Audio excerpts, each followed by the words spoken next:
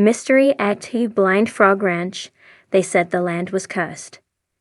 Old-timers from Vernal, Utah, warned Duane Ollinger not to dig too deep. But Duane, with sun-seared skin and hands hardened by decades of drilling, never listened to ghost stories.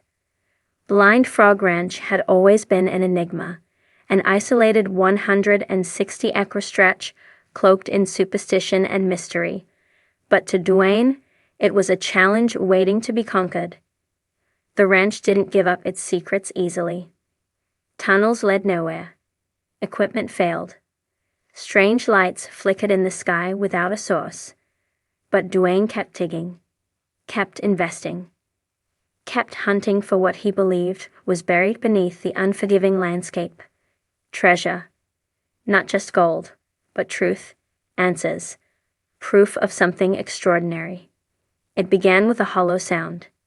Duane's crew had been drilling into the cavern system beneath the ranch, pushing deeper into stone than any previous team dared.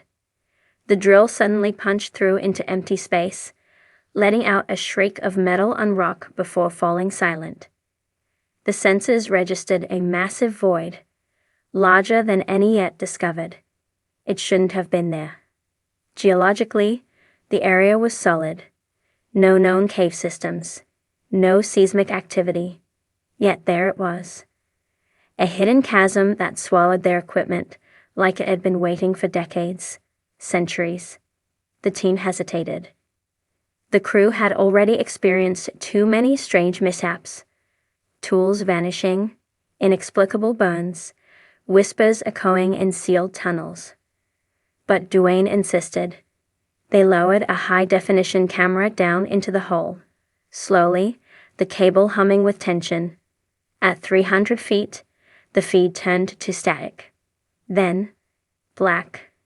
Not the kind of black where no light reached, but an absence that felt hungry. The camera never came back. Duane didn't sleep that night. A foul smell clung to the ranch, like scorched copper and rotted meat. Coyotes gathered near the edge of the property and howled, not at the moon, but at the ground. A week passed before Duane made the decision. He would descend into the chamber himself. Others refused. Even Chad, his own son, pale and visibly shaken, pleaded with him. But Duane was stubborn. Reckless, maybe. But not afraid. Not yet. Wearing a reinforced harness and carrying a military-grade flashlight, Duane was lowered into the void. The shaft walls passed by in a blur of shadow and stone until finally, he landed with a soft thud on something that wasn't rock. It was warm. The floor felt like decaying leather stretched over something pulsing. The smell hit him instantly, like an animal carcass soaked in oil. He lifted his flashlight. The beam illuminated a vast expanse of what looked like ancient machinery fused into natural stone. Bronze-colored tubes stretched like arteries across the cavern walls. Runes, not of any human language, shimmered faintly when light touched them. In the center stood a monolith, impossibly black, almost invisible, except where it glistened wetly. Duane approached, drawn to it as if by instinct. The monolith thrummed with energy, low and deep, almost imperceptible, like a whisper in the bones. Something shifted behind it. He turned the light. There were eyes. Not human. Not animal. Rows of them, like glass beads embedded in a mass of shifting flesh. It withdrew from the beam, retreating into the crevice behind the monolith, but not before Duane saw what it had been doing. Bones. Human ones. Picked clean. Dozens. Maybe more. Arranged like a warning. Duane stumbled back, heart hammering, bile rising in his throat. He screamed into the radio. Static answered. Above ground, the winch refused to work. It groaned, strained, then snapped. The cable dropped like a severed lifeline. For 3 hours, Duane was alone with it. He wandered deeper, panic fighting with curiosity. That's when he found the ton impossibly smooth, almost organic, like it had been carved not by water or machine, but by thought, or by something that didn't follow human laws of physics. The walls pulsated with a dull red light. He walked, mesmerized, deeper into the unnatural labyrinth until he found the door. It wasn't a door in the conventional sense, but an archway filled with thick, opaque liquid that defied gravity, hanging there like a curtain of ink. On its threshold, a symbol pulsed, an eye, vertical and slitted, wrapped in tendrils, and Duane remembered. He didn't know how, but it surged through his mind like a memory unlocked. Blind Frog Ranch had always been a gate. The stories, the curses, the strange lights, they weren't random. They were symptoms of containment, a warning carved into the landscape itself. This was not a place where treasure was buried. It was a place where something had been put away. The creature behind the monolith had been a guardian, or perhaps a prisoner itself. But whatever lay beyond that archway, it was worse. Much worse. Duane fled, clawing his way back through the tunnels, slipping on the slick membrane. He screamed as he ran. He felt it following him, not in footsteps, but in pressure. The kind that crushes ships in the ocean. Something massive. A thought. A hunger. When he finally reached the surface, dawn was breaking. The air felt thick, wrong, like it remembered what had crawled out of the hole with him. The crew found him collapsed at the base of the drill rig, eyes bloodshot, skin blistered where the darkness had touched him. He refused to speak. Not a word. For 3 days, he sat in silence in the ranch house, staring out the window toward the site they sealed the shaft. Concrete, steel, salt. Every ritual and method known to superstition and science was thrown at it. But Duane knew it wasn't enough.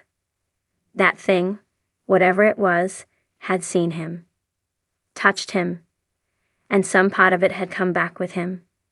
The nightmares began shortly after. Visions of the eye, of tunnels filled with twitching life, of a voice, not heard, but implanted, repeating one word over and over: remember. Animals on the ranch started acting strangely. One morning, all the cattle were found in a circle, heads facing inward, eyes gouged out. No tracks, no sign of struggle, just silence. Duane's health deteriorated. His body aged rapidly, skin peeling, joints stiffening, eyes going pale around the edges. Something was feeding off him. Then came the final message.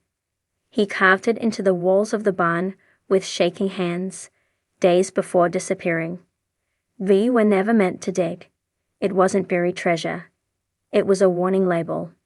No one saw Duane leave. No vehicle was taken. No trail left behind. Just the echo of that terrible discovery buried beneath Blind Frog Ranch. Chad returned, determined to find answers, but the shaft had sealed itself, unnaturally. As if the earth had healed.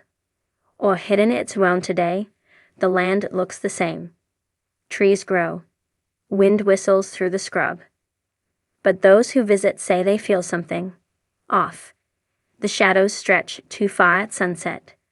Voices murmur in the soil. And sometimes at night, a single red eye can be seen glowing faintly in the darkness, waiting. Duane Ollinger had always believed the land had a voice.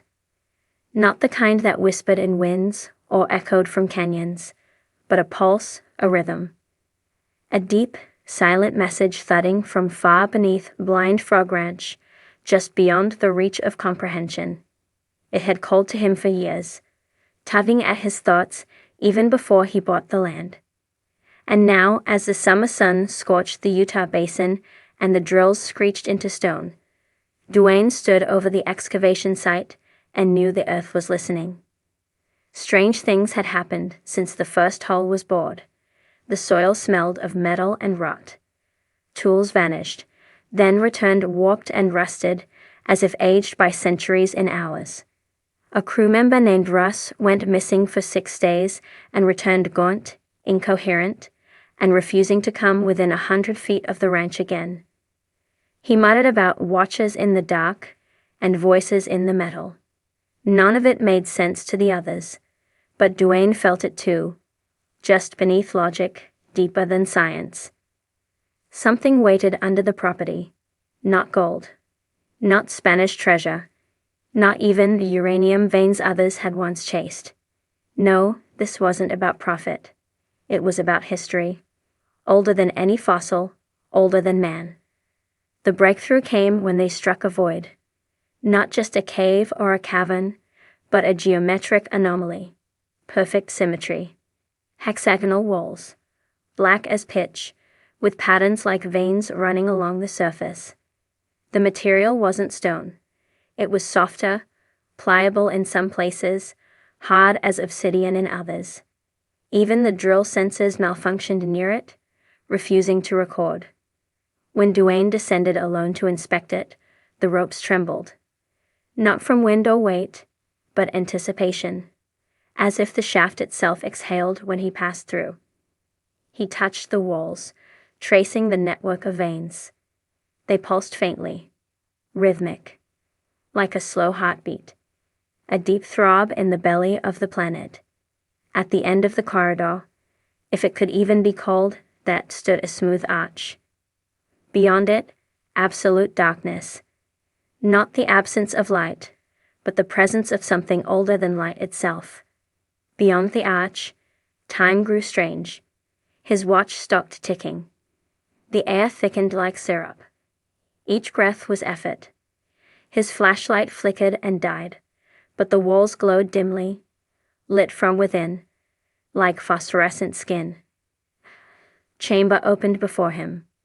Vast, circular, impossible in scale. The ceiling shimmered with bioluminescent patterns. At its center sat a monolithic structure, part machine, part bone. It resembled a fossilized heart the size of a house, arteries trailing out and fusing with the chamber walls.